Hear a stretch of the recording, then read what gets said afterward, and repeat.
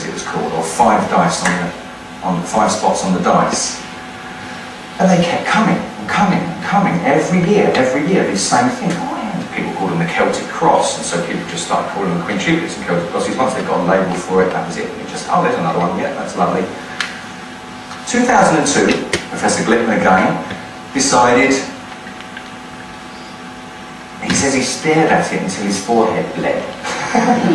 And then he had a realisation that if he joined up the centre with straight lines of these satellite circles and then measured the perimeter of it against the mother circle underneath, that he squared the circle to the thickness of the pencil line. Now that's never been done in history. We consulted Professor Nick Collister at the University of London, who's a maths historian, and he confirmed this, that it's never been done. He actually also wrote a book called The Hidden Form, showing that a lot of the early crop circles were way above university level mathematics and solving problems and ratios and accelerated ratios. So the intellectual profile, very high.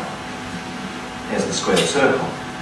Now they've been doing that, whoever is making them, for 25 years under our nose, squaring a circle in a solution that had never ever been done before. And we didn't know. Didn't know until 2002 when Michael discovered it. Amazing. Now there's this implicit geometry to the formation. I.e., there's a ground plan that needs to be laid down first, from which you take your references to make these formations. That's easy enough. It's not easy enough actually on paper, but you can solve it with a lot of time, persistence and a rubber on paper. But in the fields, what we start to see is this. Oh, sorry, I just put another one in to show you what I mean by implicit geometry. This is a Hindu dancer, and you can see that her fingers just touch this corner here. The instep of her foot runs down this line here. The centre of gravity is perfectly positioned.